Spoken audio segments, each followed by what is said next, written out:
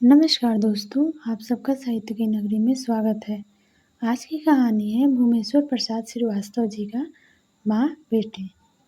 तो कहानी शुरू करते हैं। देखिए, कोई भी कहानी होता है वो एक बार में थोड़ा कम समझ में आता है।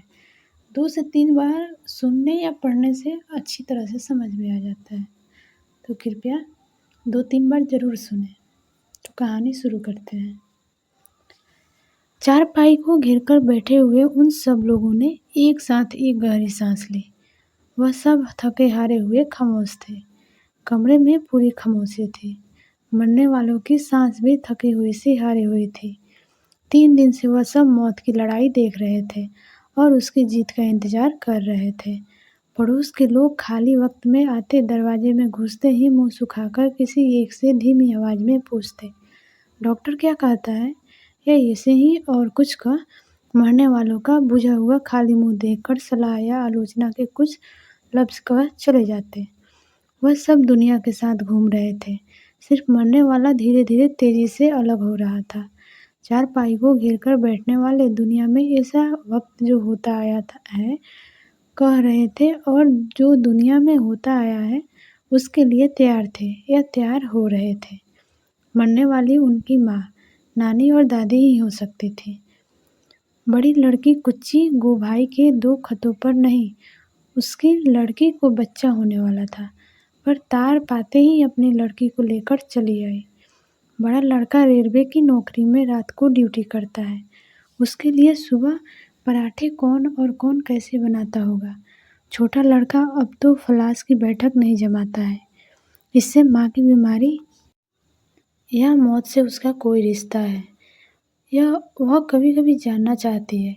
छोटा है, अभी जवान है, अभी 3 साल हुए उसकी शादी हुई है। छोटी भाभी से बड़ी ही चुगली खाती आई है, आज भी खाती है। माँ की बीमारी या मरने का अवसर वहाँ किस तरह पड़ रहा है, न जानती है न जानना चाहती है। बड़ा लड़का अधेर हो चला है, घर से अलग हो गया था। उसकी बीवी को अलग चूल्हा जलाने आज 17 साल हो गए हैं। मरने वाली से उससे 1000 शिकायतें हैं। आज वह उन्हें भूल जाना चाहती है। बीमारी के खर्चे और शायद श्राद्ध में भी आधा देने को तैयार है, पर वह छोटे के हाथ में रुपया न देगी। कौन उससे झगड़ा मोल ले? ना, वह इस झगड़े में न पड़ेगी। छोटी बहू 5वीं बार यह कहने के लिए बेताब है कि बड़ी बहू कल शाम को रोते हुए बच्चे का झूठा बहाना कर सो गई। सिविल सर्जन को यह बुला लेती, पर बड़ी बार-बार सिविल सर्जन क्यों चिल्ला रही है?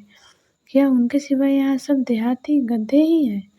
दोनों लड़के एक दूसरे से काफ़ी अरसे से दूर रह चुके हैं। आज एक साथ पाकर कुछ अजब सा जान रहे हैं। थर्मामीटर दोनों एक साथ देखते हैं। दवा की खुराक दोनों एक साथ देखते हैं। वैद्य जी से दोनों बातें करना चाहते हैं। इनके अलावे बच्चे हैं, उनके माँ-बाप उन्हें घेर-घेर कर कहते हैं, बेटे, बेटी, नाना, दादा जा रही है, देख लो। मरने वाली के कान के पास कहते हैं, अम्मा, पोता, नाती पैर छू रहे हैं, आशीष दो। मरने वाली आंखें चौड़ी करती है और कुछ बुदबुदाती है। वही अकेले तो मर रही है, वही अकेली तो जोती जा रही है। 75 साल कड़ाके की गर्मी, जाड़े बरसात में जो जीवन कड़ा और स्थिर हो चुका है, आज वह फिर बिखर रहा है। बड़ी लड़की कहती है, अम्मा क्या सोच रही हो? हमें देखो, भगवान का नाम लो। बड़ी बहू कहती है, अम्मा राम नाम लो, पाप कटे। छोटी जो जेठ की वजह से घूंघट काढ़े है, सांस भरकर कहती है, अम्मा के बराबर पुण्यात्मा कौन होगा? बड़े लड़के ने कॉर्सिंग पर से शीशी उठाकर दवा डाली। छोटे ने जमाई लेते हुए कहा, पीली में लगाने की दवा है। बड़े ने मुंह बनाया और अम्मा को उठाकर दवा पिला दी। तकिए में मुंह गड़ाकर उसने दीवार की तरफ करवट ली। उसके उलझे हुए छोटे सफ़ेद बाल मैले तकिए पर बिखरे थे। छोटी बिछौना बदलना चाहती थी, पर बड़ी की राय न थी। छोटी ने फिर कहा, अम्मा धोती के लगी है, बदलोगी? अम्मा ने करवट ली और घूर कर देखा। सबके चेहरे एक से और सादे थे, उनमें सबसे भरपूर जिंदगी थी। वह जैसे उनमें कुछ और ढूंढ रही थी। मौत के वक्त सुनने आए हैं कि सारी जिंदगी फिल्म की तरह आंखों के सामने फिर जाती है। मन धीमा हो जाता है, निश्चित और पके हुए। बीते हुए बात ही वह बार बार टिकता है। वह शायद उसे याद हो या ना याद हो, पर उसका मन तो रीता बेज़बान जानवर की तरह हो रहा था। अब जब उसने उसके चेहरे डीज की पुरानी लालटेन में देखे तो वह एक बरंगी सोच उठी कि यह सब असफल क्यों हो गए। बड़े लड़के को जब वह पैदा भी नहीं हुआ था और जब मोहल्ले का एक लड़का वकील हुआ था, उसने वकील बनाना चाहा था, पर वह वकील क्यों नहीं बना? उसने उसकी तरफ गर्दन घुमाकर देखा। वह पास आकर बोला, क्या है अम्मा? वह अजाने की तरफ से संतुष्ट हो गई। उसने पानी मांगा। पानी पीकर वह थक कर लेट रही। आसपास के लोग बातें कर रहे थे। बड़ी लड़की की गर्भवती लड़की भी वहां आकर बैठ गई थी। उसकी माँ उसे हटाना चाहती थी। छोटा लड़का कुछ सोच रहा था और दुखी था। अम्मा ने एक बारंगी धीमे से पुकारा, छोटे। छोटा लड़का उठकर पास तक गया और रो दिया। अम्मा ने मुंह फेर लिया। उसने आंसू पोंछते हुए कहा, सवेरे बड़े डॉक्टर को बुलाएंगे, और धोती से नाक पोंछते हुए बाहर चला गया। बड़ी ने गोद में लेटे हुए लड़क के मुंह में दूध देते हुए जानकारी से कहा, हाँ, सिविल सर्जन को बुलाओ। लाला, छोटे ने मुंह बनाया। छोटी लड़की कुछ बूझकर मुस्कुराई। बड़ी लड़की ने अपने बने हुए दांत निकालकर कहा, कितना लेगा बहू? बड़ा लड़का बोला, बड़ी डॉक्टर कोई परमात्मा है। और फिर सब चुप हो गए। अम्मा ने पूरा पूरा सुना और जान लिया कि बड़ा डॉक्टर परमात्मा नहीं है। परमात्मा का ख्याल आते ही उसे एक बार आगे मालूम हुआ कि परमात्मा से वह इस वक्त भी उतना ही दूर है जितना कभी थे। सिर्फ उसमें उस वक्त एक तकलीफ, एक तंगी समाई हुई है जो कभी न थी। वह कमरे की सब चीज़ों गौर से देखने लगी। उन चीज़ों को वह लाख बार देख चुकी थी, यहाँ तक कि वे अपने असली शक्ल खो बैठे थे। पर आज वह सब अलग-अलग और तीखी मालूम हो रही थी। बड़ी बहू से वह नाराज़ है। एक मर्तबे उसने गुस्से में यह कह दिया था कि मरते वक्त मैं तेरे हाथ का पानी भी न पीऊँगी। छोटी नेक है, उसने उसकी बड़ी सेवा की है, पर आज वह दोनों एक नए ही रूप में उसके सामने आ रही है। वह देख रही है कि वो दोनों गरीब है, दोनों लाचार है। क्यों लाचार है? वह सोचने लगी। यह भूलकर कि वह खुद लाचार है। वह फिर बुदबुदा उठी, कुच्चू कुच्चू। बड़ी लड़की आंचल संभाल कर उठी, पर अम्मा का चेहरा तब पत्थर की तरह सफ़ेद हो चुका था। वह उसे गौर से देखने लगी। बड़ी बहू, अम्मा कुछ सोच रही है। बड़ा लड़का, मोह माया घेरे हैं, दुनिया अजब तमाशा है। बड़ी बहू, ना जाने किसकी किस्मत में क्या लिखा है। एक गहरी सांस लेकर छोटी बहू धीरे से, बाबूजी की बात सोच रही होगी। पर अम्मा बाबूजी की बात नहीं सोच रही थी। वह सब बहुत दूर था।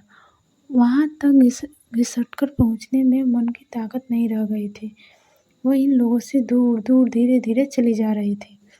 वाकई ये सब लोग असफल रहे। एक आदमी मरते वक्त ही दूसरे की इस बेमतलब और शर्मनाक असफलता को पूरी तरह जान सकता है। कुछू एक जमाने में हसीन उमंगों वाली थी। पहली संतान, माँ बाप की लाडली, हौसलों से ब्याही गई, पर यही नहीं कि समय सुरमा से हार गई हो, पर रीति रीति हो गई। अम्मा का एक वक्त इस पर अटूट प्यार था, जो बाद में बड़े लड़के के हिस्से में पड़ा। वह भी असफल रहा। अम्मा ने इन सब के लिए गहरे रंगों के पैटर्न बनाए, पर वह सब टूट गए। इनमें से एक भी उसके नज़दीक न था, उसका न था। इस वक्त तो उसके वही अपने थे जो बिल्कुल पूरे पूरे उसके बने थे। हो सकता है उसने उनसे बहुत ज़्यादा चाहा, पर क्या हुआ? किसी को अपनाना कुछ कम है। आधी रात को वह सब ज़मीन के बिस्तर बिछाए सो रहे थे। सिर्फ अम्मा जाग रही थी और जैसे डूब रही थी। ताज्जुब है कि उसकी तकलीफ भी डूब रही थी। वह दूर दूर की बातें सोचने लगी, बेमतलब, बेजोड़। कोई मकान, कोई कभी का देखा हुआ आदमी। वह अजीब आवाज़ें सुनने लगी, पर यह हालत बहुत देर तक न रही। वह घबराने लगी, जैसे वह अकेली किसी अंधेरे रास्ते पर जाने से डर रही है। बदन में शक्ति न थी, वह बहुत दिनों हुए जान चुकी थी। इसकी याद ही हो चुकी थी, पर इस वक्त उस शक्ति के लिए लड़ने को तैयार हो गई। और सब सो रहे थे। वह उसने नथनों की आवाज़ सुन रही थी, पहचान रही थी। पर यह सब उसके लिए क्या है, जब उसके ही अपने जिस्म में शक्ति नहीं थी? वह तो उसके लिए लड़ेगी। उसके चेहरे की शांति गायब हो गई। वहाँ एक कड़वे संग्राम ने जगह पाई। उसका मुंह तीखा और बेजान हो चला। बड़ा लड़का इत्तेफाक से जाग उठा। वह कोई अप्रिय सपना देख रहा था। उसने खांसकर सिरहाने रखा पानी पिया और उठकर अम्मा के पास आया। झुककर धीमी रोशनी में उसने उसका मुंह देखा।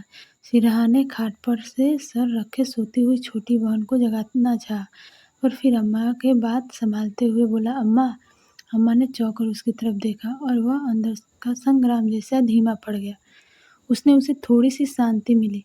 बड़े लड़के ने फिर पुकारा, अम्मा। अम्मा फिर जैसे सोते ही जगी।